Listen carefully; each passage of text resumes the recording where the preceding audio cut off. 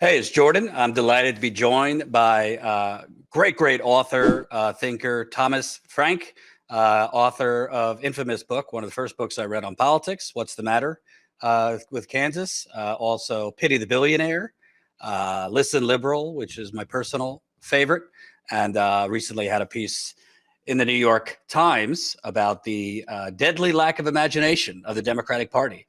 Could write another book just with that headline. Happy New Year. Yep. How are you doing in this new year? Terrific. I have a 2-month-old. Oh, okay. Congratulations. Thank you. I remember those days.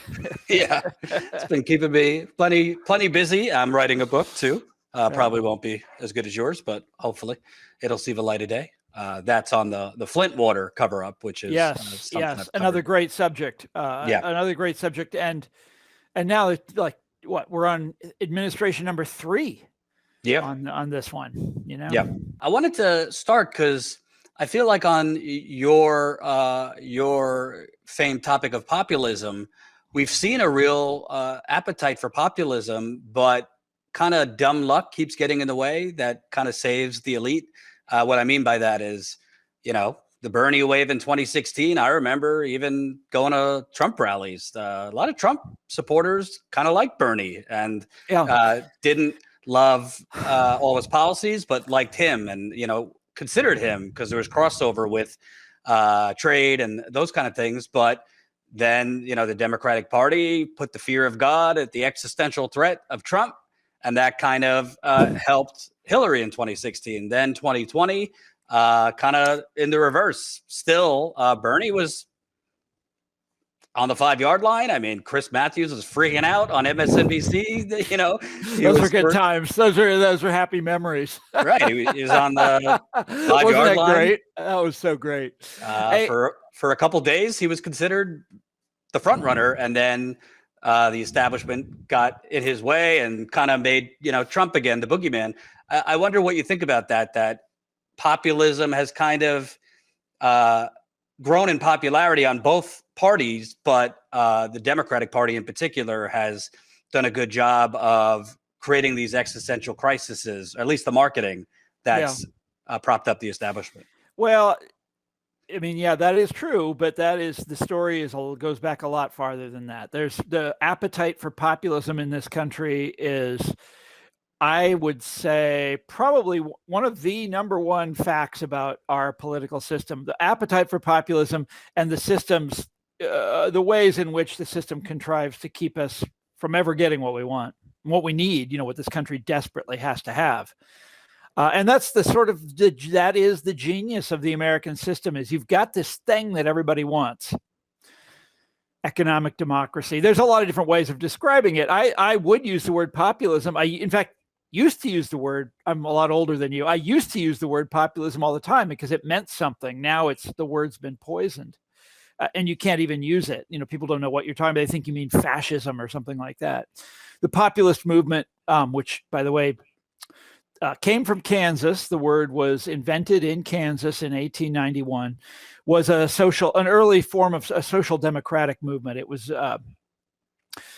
about, well, the way I like to summarize it is, it was a transracial movement of working class people for economic democracy. So it was one of the first movements that tried to bring together black and white working class people, mainly farmers, but also industrial workers. They tried. They didn't exactly succeed, but that was the objective. And populism has, it got stamped out after it first rose to fame in the 1890s. The two parties sort of stamped it out, but it kept coming back. And you see strong elements of populism in the 1930s. The 30s are in some ways our most populist period. The 30s and 40s, the World War II era. You see a lot of populism. You see populism again in the 60s, especially in the civil rights movement and the early days of the New Left. And then ever since then, what you've seen, I'm sorry, and I'm getting off the track because you've just raised in my opinion, the most interesting subject in politics. Why don't we ever get, this thing that everybody wants? We all want We want the middle class society. We want good health care. We want to be able to afford, the things that go to make up, good quality of life. And we can't have those things. Why not? So what happens? What makes the story so fascinating is that as real populism, this tradition that I'm talking about, as that disappears from American life, you have all of these different sort of fake versions of it cropping up. And this begins basically in the late 1960s with the culture wars and right down to our own time. Richard Nixon was kind of a master of this. Pat Buchanan, who worked for Richard Nixon, was a master of this. And I myself first decided to write about this 20 years ago now with What's the Matter with Kansas. I'm absolutely fascinated by, we have a political world that is overflowing with populist sentiment, with anger at elites. And yet we never get anywhere. The elites get more powerful every year, and the income distribution gets more and more unequal, and the wealth distribution gets, it's astronomical now. It's like people used to compare it to the 1920s. When I was younger, they'd say like, oh, we're reliving the F. Scott Fitzgerald era. There you go. There's the chart. Yeah. And then they would say, oh, we're reliving the 1890s. We're reliving the Gilded Age. And it's like, none of that does it justice. We're reliving the Roman Empire, basically. That's the kind of wealth distribution that we have now. Billionaires shooting themselves into space, this kind of bullshit, And in that climate, you have movement after movement after movement that promises to get even with the elite. Is going to lead you in a charge against the elite, and somehow these movements sometimes even succeed. Ronald Reagan did that. George Bush did that. George Bush Jr. did that. Bill Clinton did that. They all do it. They're all, they all hate elites. They hate these sort of entrenched, powerful people. Donald Trump was kind of the master of this. All of the, and it succeeds again and again and again. It takes us nowhere. And that's because, this is what is absolutely fascinating to me about American politics. We all want that thing. We all want that economic democracy. We all want to get even with the elites. And movement after movement, crops up that promises to do it. By the way, Black Lives Matter. We had another movement that looked like it was going that direction. And time after time after time, it gets derailed, or it turns out the whole thing was a fraud. It was a fake. It was, ginned up by some smart guys in DC, Karl Rove and the gang, or whatever the hell it is. Lee Atwater. Remember this guy? He talked about populism all the time. Kevin Phillips, who advised Nixon, talked about it all the time. George Gilder. All these guys, Richard Viguerie, who was one of the masterminds of the Reagan Revolution, talked about populism all the time. All of these populists, and we never get the real deal. Instead, the situation just gets worse and worse and worse. And it's usually the elites kind of pretending that they're the outsiders. Yeah. Trump. Oh my God. I wrote a whole book about this in 1999. It was called One Market Under God. Let's see if I've even got a copy of it here. I don't see it. I don't see it right now, but it was about the way that this was the great bull market of the 1990s, the dot-com bubble. And what made it fascinating to me is that was all the promises of economic democracy that went along with it. It was in every TV commercial, every Wall Street Journal editorial was, this bull market is a bull market of the common man. This bull market is evening up the playing field between the rich and the poor. This bull market is bringing Wall Street to its knees. It's all bullshit. It's all lies. It's all of this phony populist promise. This is what our culture deals in just automatically as a matter of course. You don't even need to think about it. Everything is a movement for democracy. Every innovation, every tech innovation, every educational innovation, everything is bringing you greater democracy. And then you look at the numbers and the opposite happened. Oh, yeah. Shit. What went wrong? again and again and again. I'm sorry. It's the story of my lifetime.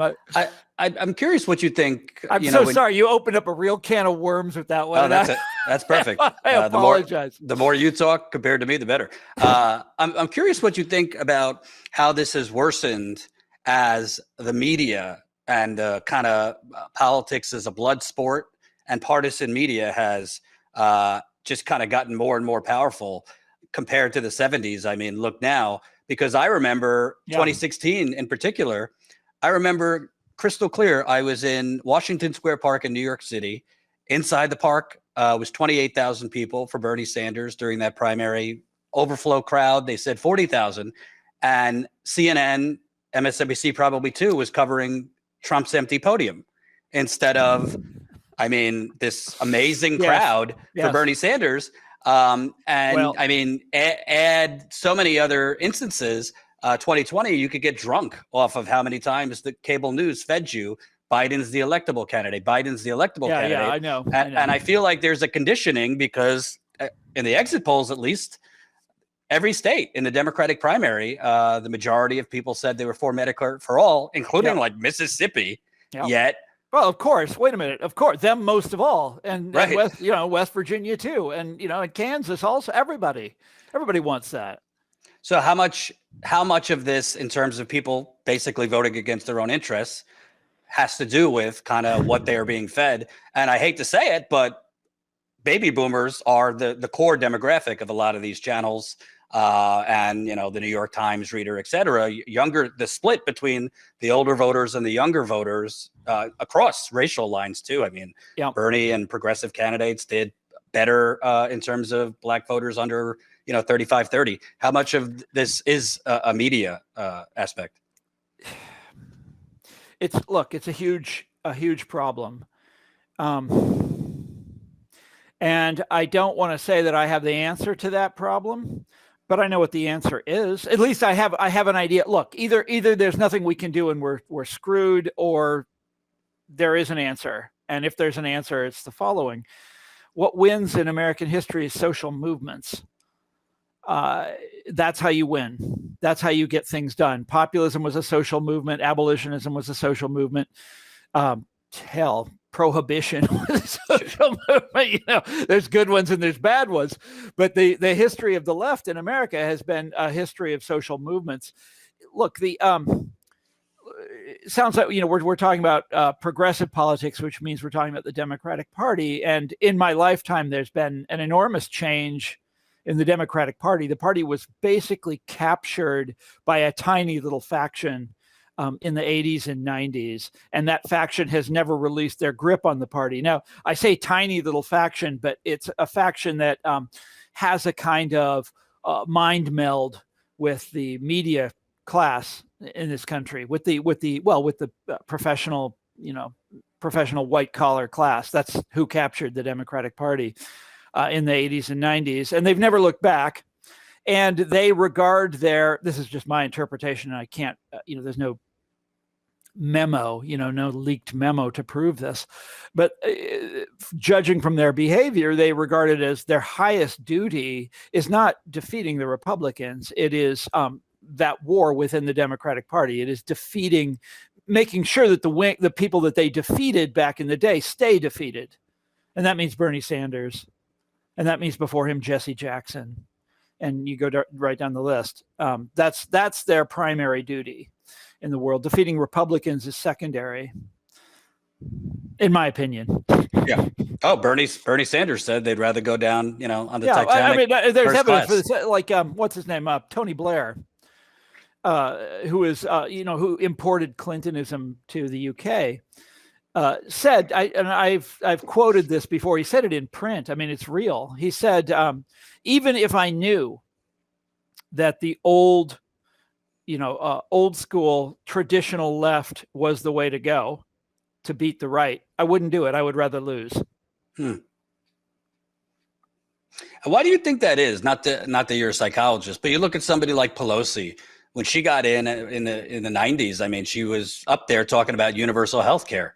Is it the money that they're indirectly? That's a huge part of it, of course. Yes, but it's also its ideas. It's the consensus. Look, before you called, I was going through Obama's State of the Union speech. It's for a different project, totally different, unrelated project. It's not even a political thing. Oh, I thought you just do that for fun. Yeah. Yeah. No, I was reading through his State of the Union speeches, and in every single one, he mentions the concept, the great glowing social ideal of innovation. He talks and talks and talks about innovation.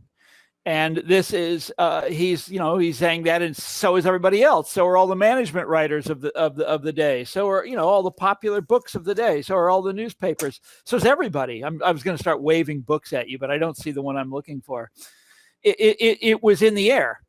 The party, it's not a conspiracy, and these people are not great thinkers. Barack Obama was a great leader, but he's not a good thinker. He's a good thinker. He's not a brilliant, philosopher or something like that. He is responsive to the world that he came up in, and the kind of people that were around him, and and what makes sense to him. The same with the Clintons. I'm sorry, that sort of sounds like I'm letting them off the hook, and I don't mean to let them off the hook. But in fact, I've forgotten what you asked me. I was just asking from a psychological point of view. You look at what do they do? You look at Pelosi, even Hillary Clinton to a lesser degree when she was first lady. I mean, she actually was for some progressive, humanistic things. Then she gets in as a senator, and her healthcare plan, which was not a great plan, but it was a lot better than what we ultimately got. Right. Yes. Obama, who started as a community organizer, doing good things in Chicago. It's just. Did I ever tell you? I met him when he was in Chicago years ago. I was a graduate student at the University of Chicago, and I lived there after I finished. I got my PhD, and I stayed there. And he was a professor there, and he became a state senator. And I happened to meet him at a house party, and what year would this have been? Like 2002, 2003. I was working on What's the Matter with Kansas. And when he walked in the room, there was this hush fell over the room. Everybody was, he's here. Even then, he had this incredible charisma, just incredible. And that electric smile, you remember. And I saw him perform a couple times. By perform, I mean give impromptu speeches. And the man was brilliant. There is nobody in that generation that could touch him. He was so good. He was just a brilliant politician. Anyhow, that was a long time ago. But what you're saying is exactly right. And these people change. And I don't have a great answer for it. I don't have a great model for explaining it. I'd say that the money is a huge part of it. But it's also what they believe, it's also what these people believe in. And, what can I say? The system, I've wrestled with this all my life. The system sorts people so that some people are automatically taken seriously, even if I'm not talking about Obama here, but I'm talking about, I live in Washington. And there is a certain kind of person that is automatically taken seriously, gets foundation grants, gets appointed to boards, does some, will serve in administrations. And then you go and meet them, and there's nothing, like they've got nothing on the ball, right? There's nothing special about them. Their ideas are incredibly banal. Who was I reading just? Anne Marie Slaughter. This is, wrote this article for Foreign Affairs back in 2008. It's the manifesto for the Obama administration. And she's one of these people that goes from, position of power to position of power. And there's nothing to it. Right. It's flimsy. It's paper thin. That's why I mentioned the media. Like, just use Pete Buttigieg as an example. There's another one. That's another guy. But he's got something on the ball in the way he talks. Right, but in 2019, the media was hyping him up as, the next thing is the next Jesus of Nazareth. And I went to South Bend, Yeah, he beautified, 5 blocks downtown, like all of them. He gentrified the city and left the rest of it to rot. And it was such an obvious story. He was a McKinsey guy, balance sheets. There's nothing other than, his articulate presentation, obviously him being gay. There was not much there. I mean, look at the transportation disaster in America, but the media kind of manufactured it. Yes. And I think that's a huge part of the problem, not just on the left, but on the right too. I mean, look at Ron DeSantis right now. The media selling him as a more palatable Trump. Yeah. Well, that's our future, is going to be more and more palatable Trumps. Right. I'm quite serious about that. But to get back to your question, I go back to the very old school and maybe crude explanatory device of social class, that the Democratic Party is increasingly, just in my lifetime, has become the party of a very particular social stratum that sees the world, and that they all agree with each other. They see, not universally. I mean, I'm part of this class. This is the highly educated, white collar sort of managerial elite. They see the world the same way. They agree with it. They read the same books. They read the same magazines. They watch the same TV shows. Everything fits into the pattern. And they have this is a group that obviously has an enormous amount of power. What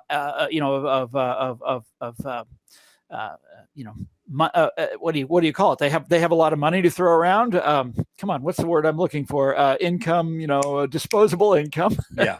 These are the people that make certain brand. I'm looking at the brands on the flag. The innovation class. The innovation class, or the also known as the learning class. In Richard Florida's estimation.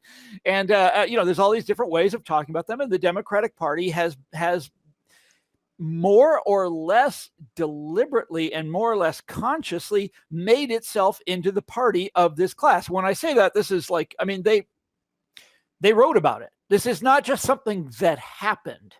This is something that that Democrats thought about and debated among themselves and deliberately did, beginning in the late 60s and up to our own time. I mean, this originally was sort of a movement on the left fringe of the party, the McGovern people who had come out of the New Left, and their whole idea was that up until then the Democratic Party had been a party of unions. Democratic Party was very, very. I'm older than you, so I can assure you this is actually true. That once upon a time the Democratic Party was very closely associated with organized labor in America. It's hard to believe, but it is true.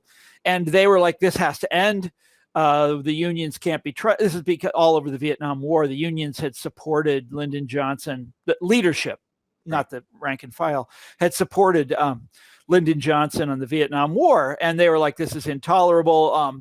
These people are thugs. These people are fascists. We have to move the Democratic Party away from them, and the group we have to move in favor of is young people who are coming out of college, who are highly educated and who understand." And this was all sort of New Left doctrinal bullshit. And then later that became the sort of pivotal figure here is Bill Clinton, who worked for McGovern and then becomes the leader of a faction called, and Gary Hart, same kind of thing, worked for McGovern and became the leader of this anti-New Deal faction in the Democratic Party. And they eventually wound up with Hart. They called themselves like the Atari Democrats or some such bullshit. Right. And then with Clinton, they called themselves the Democratic Leadership Council. And there was a Koch connection to it as well. Yeah, Koch brothers supported it. Well, I mean, they supported a lot of things, but they gave some money to them long ago. I mean, I'm not saying that that was. But a lot of corporate groups funded the Democratic Leadership Council. They were the corporate. Somebody said, I forget who, they were the corporate beachhead within the Democratic Party. And this is the faction that basically conquered the party, took over. And if you go back and read their magazine, by the way, which is difficult to find, but you can find it if you dig. If you go back and read their in-house magazine, they were constantly denouncing the New Deal. The Democrats have to end their association with the New Deal, constantly denouncing the working class, not constantly. They changed on this one. But by the 1990s, they were like, we have to become the party of the innovation class, and we have to put all these workerist ideals. We have to put them behind us. And they did this deliberately. And you think about the Clinton years, which were so pivotal for this. And their, Bill Clinton's very close friend and advisor, Robert Reich, who wrote this book, by the way, a man who has really come around to the good side in recent years, but back then wrote a book about, what did he call them? He had a name for this class also. Symbolic analysts. That's what they were. This is in the 80s, right? All through the 80s and 90s, different Democratic thinkers kept coming up with different names for this group that they wanted to identify the party with. And they succeeded. They got what they wanted. And the Democratic Party is the party of, they succeeded. What can I say? The Democratic Party is by and large the party of an elite. I don't want to say the elite, because as we all know, there's still lots of billionaires who support the Republicans. But can I tell you one more anecdote? Sure.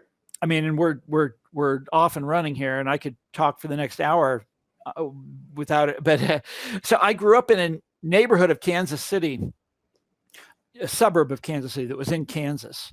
And I describe it at some length in What's the Matter with Kansas. But when it's Mission Hills, Kansas, suburb in Johnson County, Kansas. And it is to this day, by far the richest, little part of the state of Kansas and of the city. And my family wasn't particularly wealthy, but the kids who lived around us were. And, I grew up with them. They were my playmates, and I went to school with them. And their parents owned the place. They owned Kansas. They owned Kansas City. And they were the ruling elite. And when I was a kid, I thought these are the most Republican people in the world. That they were Republican just went without saying. This is Kansas, this is Bob Dole country, Of course they were Republicans, overwhelmingly so. And when I wrote What's the Matter with Kansas, I remember doing this research, like Republicans held every state level office in Johnson County except for one, something like, it was outrageous, right? It was so lopsided. And Johnson County had gone for every Republican who ran for president since 1916. That was the last time they voted for a Democrat. And at the time they were rural. It was a farm community in 1916. But they'd gone for the Republican in every single election since then. Well, you know what happened, Jordan? They changed sides. Beginning with, it's a slow motion process, but this county that I described at such length, right, the most Republican place in America, is now they went for Biden in 2020, and I was there for the election that year, and I went on the website of the Kansas Secretary of State a couple days after and looked it up, and Biden won every single precinct in Mission Hills in my neighborhood where I grew up. So the elite, the owners, the ruling class, hell yes, they have in that little, if that little microcosm tells you anything, they've switched sides. And then this raises the whole question, which I know you're going to ask me about next. What happens when the party of the left in the system, which is what the Democrats are, whether we like it or not, the party of the left in the system speaks for the elite? What the hell? That is an inversion of like all our political history since the French Revolution. What happens when you do that? Right. You embolden the right and you breed fascism, among other things. There's a million consequences to it. One consequence is that we don't do anything about inequality. It gets worse and worse and worse. It's not even a priority anymore. Biden might say it is now and then, but you remember Obama started out when he became president talking a lot about that. One of the reasons people voted for him was because of the financial crisis, right? Wall Street, and all those guys got their bonuses. Nothing was ever really done. They got a slap on the wrist. By the end of his presidency, it was just not even on the table anymore. Right. It was forgotten. And here comes Trump, and he's talking about the same goddamn thing. It is this rinse and repeat. Yeah. Festering sore that we are not going to do anything about, that the middle class of this country is coming apart. I mean, the fabric of our civilization is coming apart, and we can't seem to do anything about it. And one of the reasons for that is because the party of the left in this country is a party that answers primarily to a highly educated elite that looks at the world through a meritocratic lens. They say, well, those people on top, they've got what they've got because they fucking well deserve to have it. Right. They went to good schools. They studied hard. They got an A. You got it. You got a C. Don't tell me you think you have you're entitled to, a middle class way of life. That's one problem. I'm curious because I have traveled a lot and covered a lot of elections on the ground. And it seems that the Democratic establishment, in the 80s made the calculus that we're going to lose these Reagan Democrats. We need to cater more towards the innovation class, professional managerial class, highly educated. But I've seen evidence in the last 5 or 6 years that those mostly white working class, a mix of other workers as well, that they are attainable if you actually have a message for them. Yeah, no shit. Fetterman, for example, obviously dealing with health problems. He went to every county. He targeted more so than previous Democratic candidates, red counties. He didn't win them, but he did a lot better in those red counties than even Biden did in 2020.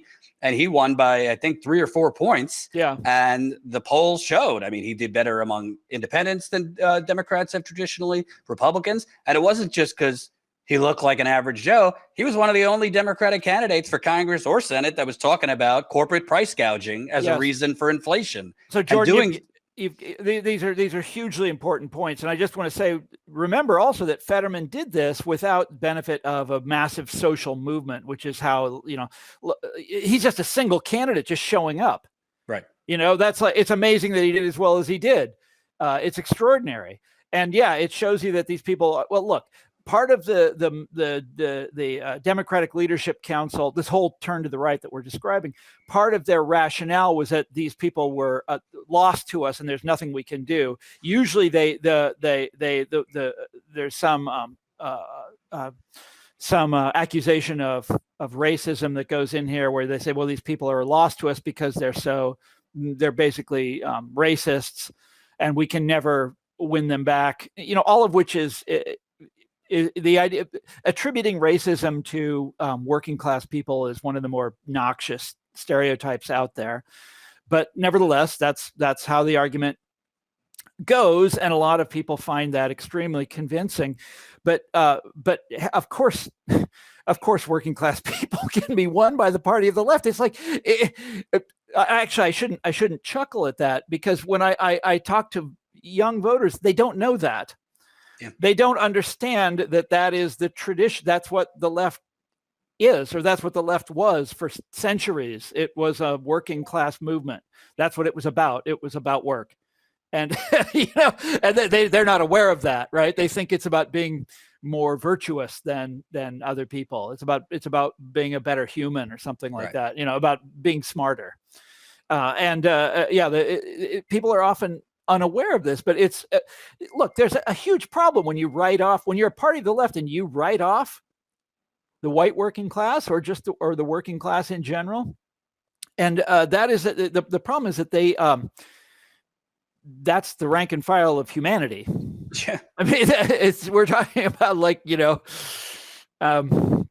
the sort of overwhelming, that's America, right? And right. when you say, well, we've lost them and there's nothing we can do, that's one hell of a stupid political move. Yeah. And I think that we're going to pay for that for a very long time. And this leads me to the next point, which is when the Democratic Party, was in sort of its golden age, the New Deal period, the Rooseveltian Democratic Party, and I would say golden age from 1932 up to about 1970, maybe a little later than that. They were the majority party of this country. They held the House of Representatives continuously from 1931 to 1995, with only two brief interruptions in the Eisenhower years. This is all just in the last, since 94, that Republicans have been able to contest the House of Representatives. And that's what happens when you decide, no, we've got a new model for a party of the left. It's not going to be about working class people, except incidentally. We'll capture some of them with these other issues, right? We'll get some of them in these other ways, but they're not. That's not the core of our appeal anymore. It's this other thing, right? We're going to be the party of the highly educated, and we're going to be the party of diversity and the party of innovation, or whatever it is. When you give up on that, this is what happens.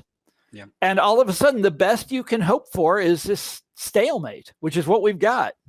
Where the House of Representatives changes hands back and forth, the Senate changes hands back and forth, the presidency. The Republicans were always, I don't. History is a messy business, so I don't want to say they were always competitive on the presidency, because the only presidents they had between Hoover and Reagan were fairly liberal. I'm right. Speaking of Eisenhower and Nixon here. Nixon created the EPA. Yeah, among other things. Yeah. Yeah. Nixon talked about, I was just reading about this the other day. Nixon talked about doing a universal basic income.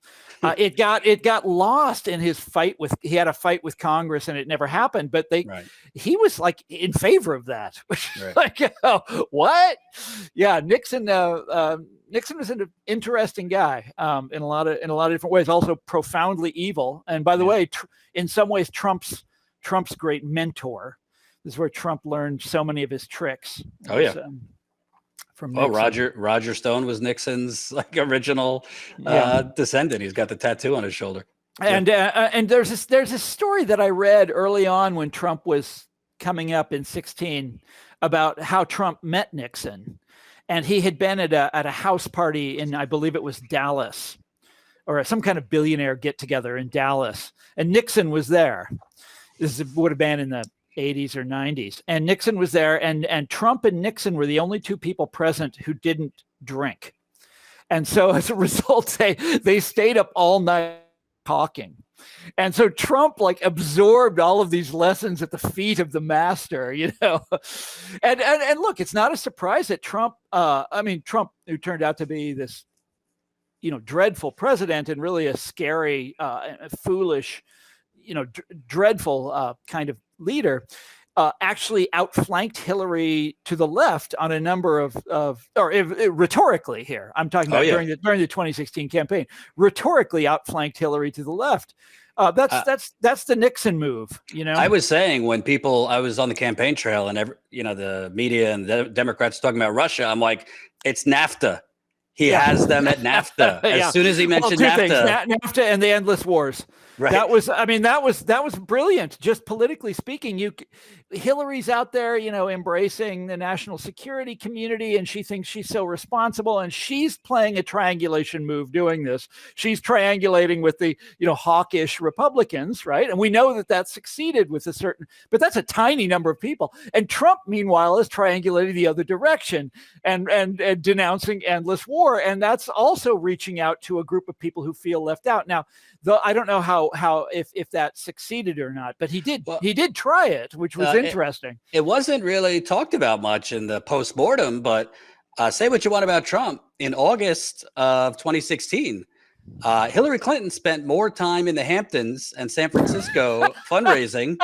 Bernie was on the road more. Bernie was on the road more for Hillary Clinton than Hillary Clinton was on the road. And Trump was barnstorming the country. Of course he was, right? Yeah, he loves that. He loves it. That's one thing you got to say, but you got to hand it to the man. He is a born politician, man, or a born public speaker. He loves it.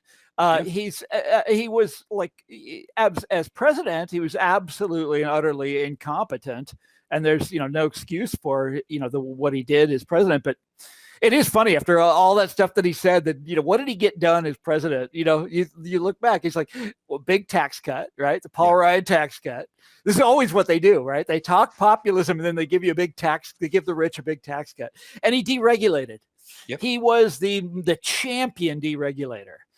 And so basically the Reagan agenda back in full force, after campaigns is just, it was basically Bush without starting without a war. Bush minus the wars. Yeah. But the Bush family will never forgive him for wrecking the career Jeb. of Jeb.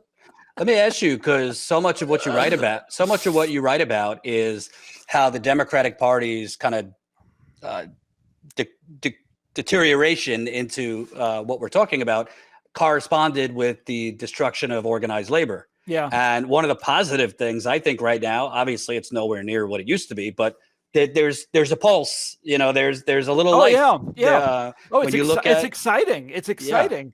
Yeah. The Amazon warehouse workers, that was a huge deal for me. Now, statistically, and they just by the way officially, after Amazon tried to overturn it for a year, officially were certified. So now they're certified. And do they have I wonder if they have a contract. Well, Amazon's going to drag their feet, but at least now Amazon, according to the law, if they have to follow it, have to go to the negotiating table. Yes, and look, these are good signs. You can poo-poo it and say statistically it's still very small, and organized labor is, still on the overall on the decline, and that's certainly, they have nowhere near the kind of power that they had in the 50s and 60s, 70s. True, but this is the beginning of something. I mean, these things have to start somewhere. Why not? Yeah. And it's a lot of it's often white collar workers. You look at the adjuncts and the teaching assistants who are going on strike all over. But by the way, and I'm so excited about this. I used to be an adjunct. I'm very happy to see it. Yeah, very, very happy to see it. And the nurses too. The New York City nurses all just these won. Things. It's wonderful to see it, and they're winning their strikes. When I first started covering this stuff in the 90s. I began by covering a strike in Decatur, Illinois. It was actually 3 strikes at once, 2 strikes and a lockout in Decatur, Illinois. And the whole town was basically polarized. Everybody was on one side or the other. And it was the class war come home to the heartland. And the guys that I was following wound up losing. And there was a Democratic president. He didn't lift a finger to help them. It felt like every labor story in those days went in that direction. That's just what happened. It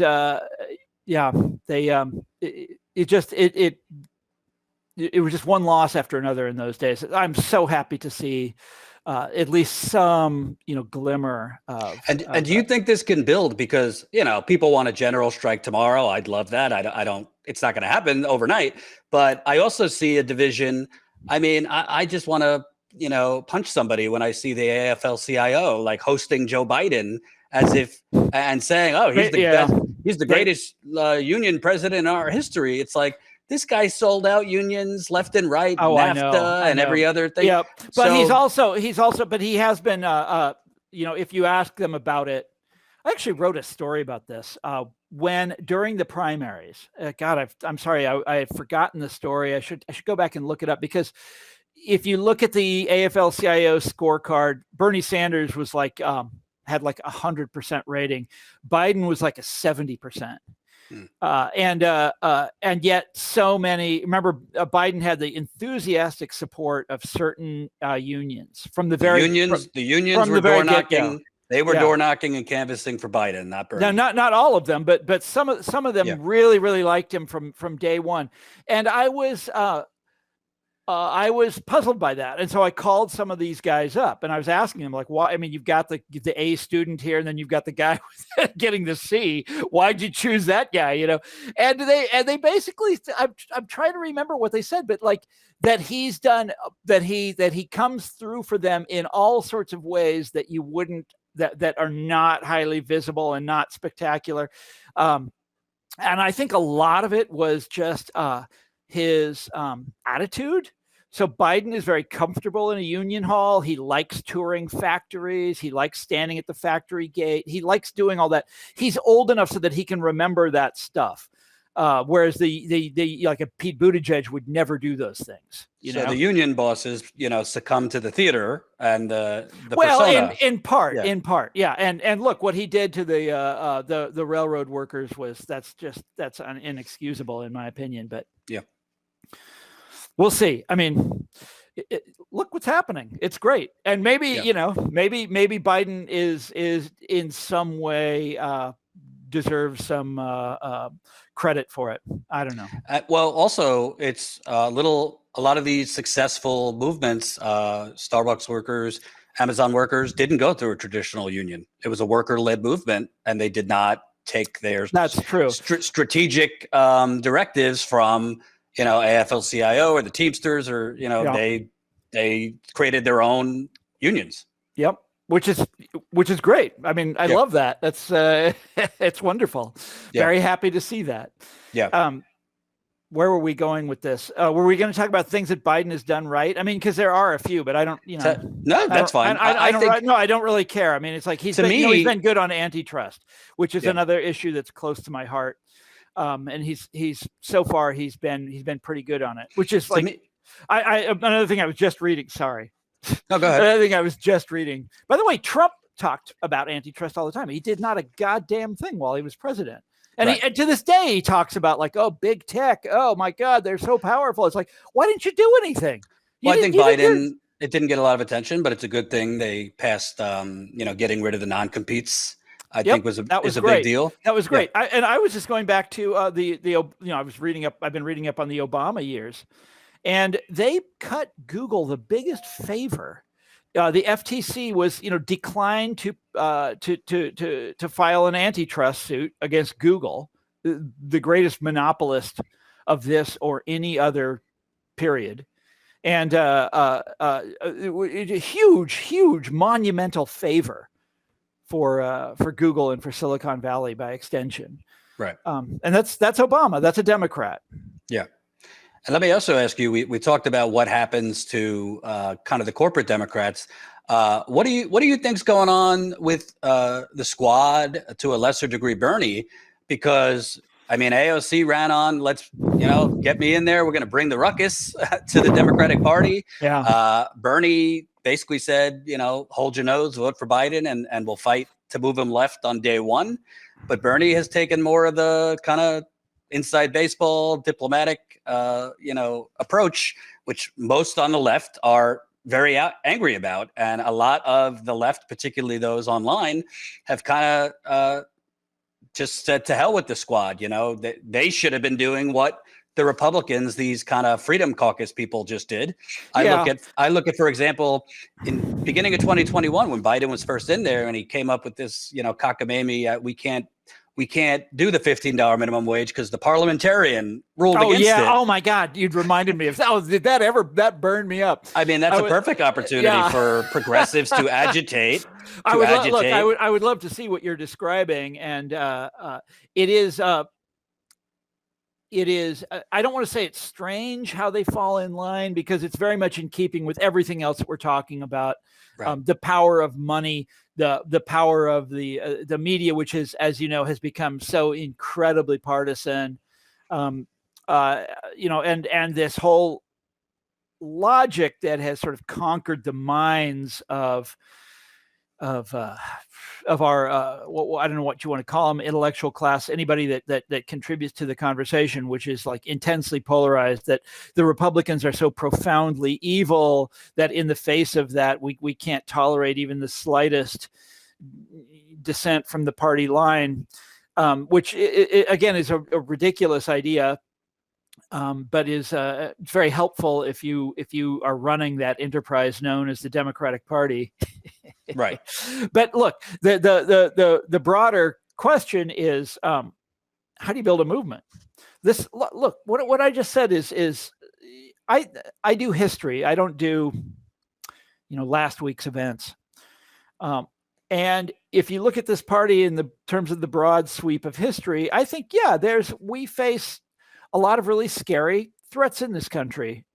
The menace of big tech is one of them. I mean, this is like I used to think Wall Street was pretty bad in the last decade. This is so much more dangerous. Right. And there's no plan that I can see to do anything about these guys. There's the Republican Party is look, they are dangerous. Until I've had so many people try to convince me of the opposite, that the Republicans mean well and that they're coming around to my way of to my way of looking at things. That's not happening. No, I mean, I would love it if they did. I would love it if Josh Hawley, says he wants to go take on big tech and he wants to build a workers' party. Wouldn't that be awesome? Right. I would love to see that. It's not happening. That's why I look at their donors rather than what they say. Yeah, exactly. And and I think that they are dangerous. I think that I mean, as we know from studying the Republican Party, they pick up from where they left off last time. And so, where they left off last time is basically January 6th. We'll see where and I thought that was, that was just a bunch of louts running wild in the Capitol building. But next time it won't be like that. It'll be something more serious. And so I think they are dangerous. And you've got a Democratic Party that can't stop them, and they can't do anything about the huge threats facing our society, whether you're talking about global warming or whether you're talking about the destruction of the middle class, or whether you're talking about big tech. You go down the list and enumerate them all. The Democratic Party can't do anything about any of them, right? Except for they're very good at like this kind of telling you to get in line and delivering these kind of the sort of yard sign mentality. You can feel good about yourself. They're very good at that. And sending you 25 emails a week that democracy's at stake. If you don't send them $10, give us money now. Yeah, right. It's funny. I get those all the time, and I get them from Republicans too, and it's almost always the same message. Yeah, and I think the policy gets lost because what you're describing. I mean, look at it. Texas is trying to put parents in jail if they have transgender kids. I mean, Ron DeSantis has a different culture war every week, banning books. Yeah, the culture wars. We'll come to that in a minute. But here, look, this party it's capable of raising money. It's capable of winning these sort of. It's capable of bringing the Republicans to a stalemate. If luck is on their side, right? If the Supreme Court hadn't overturned Roe v. Wade, and if Donald Trump hadn't got his stupid pals, running for the U.S. Senate, right? Dr. Oz, some of these other guys, if those things hadn't happened, it would have been the red wave. So they keep getting, but that's politics. So I don't want to say they keep getting rescued by happenstance, but that's politics. But this is a party that is not really capable of doing any of the big things that need to be done. Right. And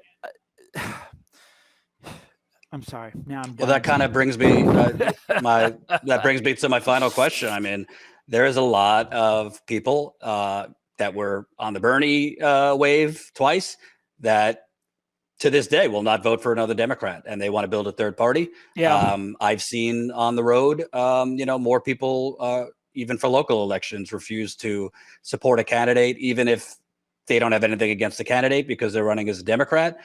We know the Green Party exists, and they've had some success on local levels. Yeah, but that's never. When you're talking about movements, is it realistic that in today's day and age we can build a third party? It's the only way. Well, you can't build a third party. That's.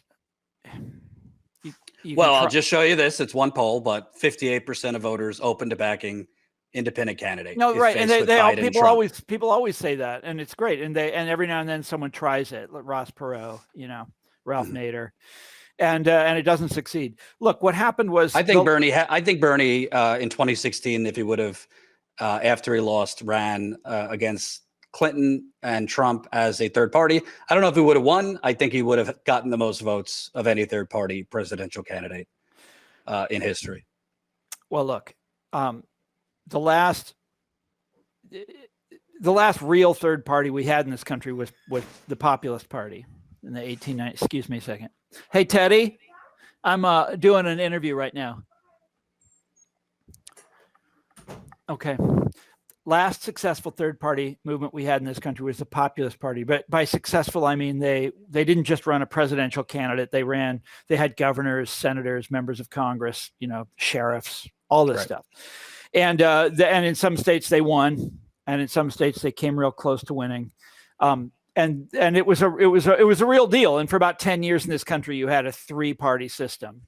And what happened after populism died, the two main parties took all of these steps to ensure that it never happened again, that you would never have a challenge like that to their rule. And in the South, that took the form of Jim Crow. And in a lot of other states, it took they made a lot of the techniques that the populists did, they made them illegal. So the populists used to do something called fusion voting, where they would say, in Kansas was a Republican state. There was just a tiny little Democratic Party there. The populists would join forces with the Democrats and cross-endorse each other's candidates, and then they'd come out ahead. They'd come out with like 56% or something like that. And in North Carolina, the opposite was the case. The Democrats were the dominant, and so the populists would join forces with the local Republican Party. And this is illegal now. Now, there's no good reason for it to be illegal, except for that the two parties don't want to ever face that kind of challenge again. And there's a bunch of other laws like this, and they have we've never had a proper, a national third-party movement. There have been local ones that succeeded especially in Wisconsin and Minnesota. The Farmer Labor Party. And it's always the same, by the way. The party that succeeds, it's always a farmer labor. It's basically populism with a different name. And but it's the thing that what we need in this country is a national movement like that, but that is not just about one guy. It's not just about a guy running for president.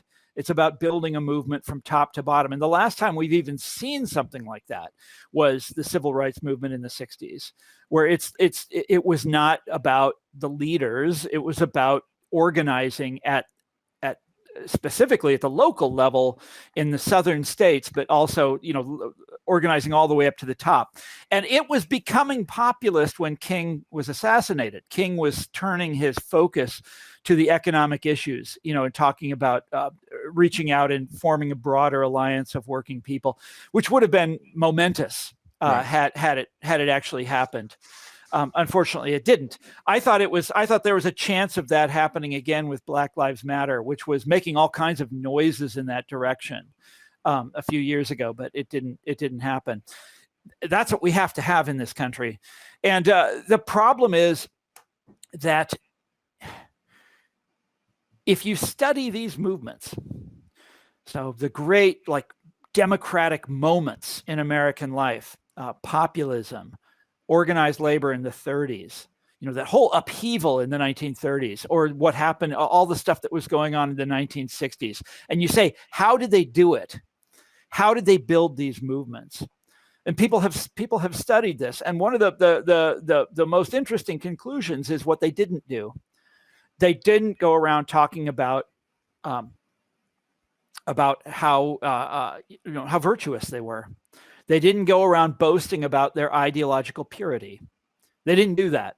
The whole idea is to bring in people based on, on self-interest. And, you're talking about, by definition, working class people.